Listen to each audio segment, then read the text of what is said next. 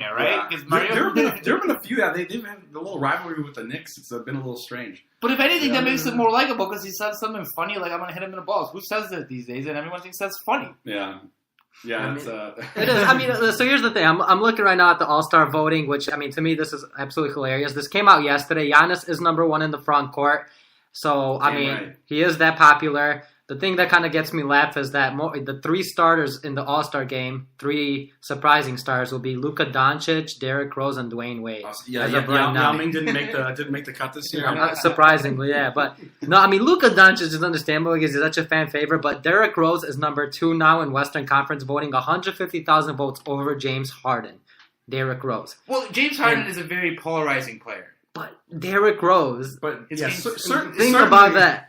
Certainly, a better player than Derrick Rose. Yes. Well, I mean, but that's a discussion of do we let the fans vote? And I used to hate on this, but now I'm like, I don't care. Let the fans vote. I'm not gonna watch it. Ken Griffey Jr. made the All-Star team many years past his prime. For many years past his prime in baseball. This happens. It's an All-Star game. And it is for the fans. It really is for the fans. At the end of the day, I don't want to see Dwayne Wade there. But okay, I mean, I get it. It is. So at the end of the day, like you said, this is casual NBA fans voting and probably voting a lot. Because, yeah. I mean, Luka's going to be great. I might tune in just for Luka. But welcome to the NBA All-Star Zone podcast, everyone. But anyway, yeah. So we have those two options. I think another option you may consider for Milwaukee with the $25 million, if you decide to hold on to Snell and Ilyasova, could be Vucevic. He should be worth about between 20 and $25 million. I don't think any team will give him more. He's turning himself into a modern day center, really. I mean, but he is at his age 29 year, having a career year. Averaging close to a little over 20 points, about 22 points a game, 12 rebounds, close to 4 assists, a block, a steal, and shooting 38% from 3. Yeah, hitting about 1.5 3-pointers a game or 1.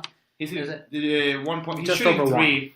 Now, if you do sign Vucevic, that means Lopez is. You could sign Lopez. I think. I mean, they both. What does that rotation look like, really? Though, I mean, they're pretty honest with the 5 here and there when they need to, like. Because you're not going to play. You're not going to play. But Lopez doesn't. Lopez, look, he shoots 10 shots a game. 7 of those are 3-pointers. So Lopez is technically could easily be a power forward at this point. He literally 70% of his shots are 3-point attempts. I think he's playing center on the defensive end only. Yes. We can't have a lineup of Lopez, Vucevic, and Antetokounmpo out on the floor at the same time. I mean, you're right. That it's a possibility. It's a suggestion at this point, because you're right about that. I don't disagree with that, and I think Lopez is someone who you should keep just because he'll come at a much cheaper price. It seems like the price is right with Lopez. The fans really like him. Not that matters when we're going down the road, but I think that he's a guy that I think is really adapted well to Milwaukee. Well, then the other one I suggested last week when we were doing resolutions was, keeping Bledsoe about 15-16 million, trading Ilyasova, and then picking up Julius Randle or Nikola Mirotic. Those are 2 options that probably those guys. If you trade an Ilyasova, then you have and re-sign Bledsoe for about 16 million. You have another 15-16 to spend on a Mirotic or a Randle. Sebastian, what do you think about that? Yeah, I mean, I am not necessarily against Julius Randle. You would hope to get one of the more star players, but you don't know if they're going to be available. Then you take the swing and you take Julius Randle. And you keep Bledsoe in this situation too. So I will argue that one of the things that I think it's going to be pretty good for the Bucks is I do believe that this is Durant's last season in Golden State. And I think the 2 LA teams are being talked about, but I do think that if I was putting money on it, I would say he's going to go to the Knicks. And I think this is going to have some real huge effects to the NBA, where it's really going to open up the league, right? More teams will have chances, Because the Golden State is obviously, Draymond Green's getting worse. Yeah, it's been strange. Thompson's not shooting as well, yeah. But you think that he'll readjust. I mean, he's still relatively young. Depending on what Kawhi does, if Kawhi goes to the Clippers and doesn't go to the Lakers, that means that the Lakers are not going to have LeBron and Kawhi. Any chance Kawhi stays? Yeah, I think so. I'm predicting. Well, especially if Durant goes, is Kawhi more or less? I mean, if the Spurs beat them again, like they did yesterday, you know, maybe he's going to get a little upset. Maybe he wants to return back to the Spurs. See the smile on Sebastian. I could imagine. Yeah. You know, maybe he wants to come back to the Spurs and take this minimum salary, but anyway. But I do think that there's gonna, and I think you know, the Bucks. This is really going to open it up for the Bucks because I do think the Bucks. You know, Philly's made some mistakes. They had this great lineup, and now Philly's making some mistakes. Yeah. So but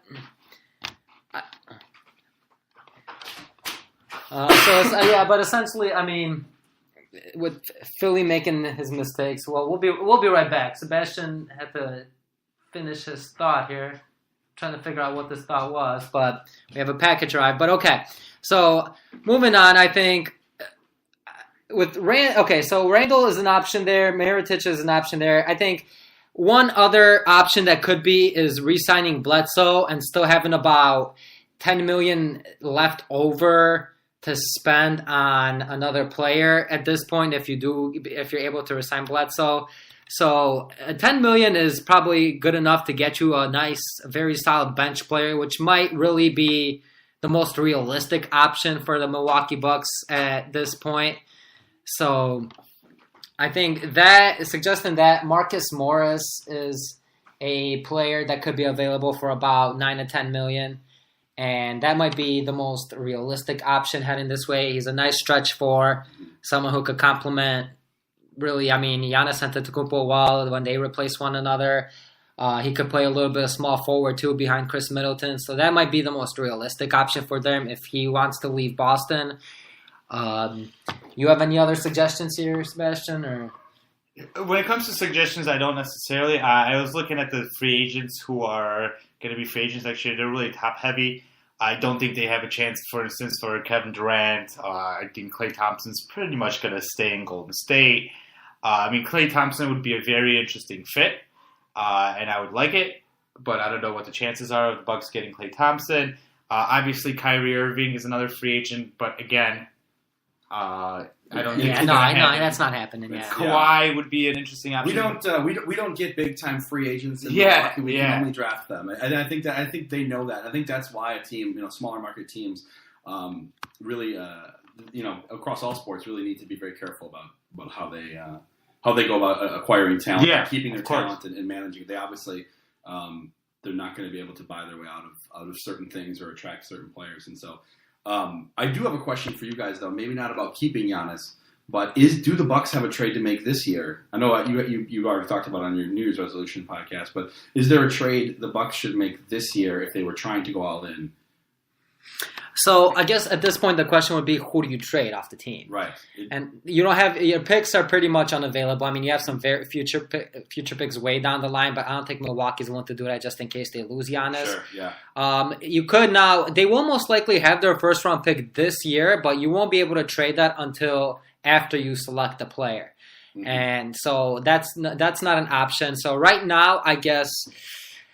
It would depend on who you would want to trade, and with the way the team's been playing, it'd be hard to say anyone is available because they're all really playing so well a lot around each other. And then I think that's where the problem comes in. I think the one trade that they had to make, or that would have been a suggested trade, is the one they made with Cleveland. Oh, with George Hill. Yeah, taking on George Hill, who helps him out this year and trading away. Yeah, he's been fine, but I think he clears up space for the future. That's the general. I think they did it so early was so they could get a player who will help them this year and clear up space for next year, which was a great trade for Milwaukee, really. Yeah, I think he's been.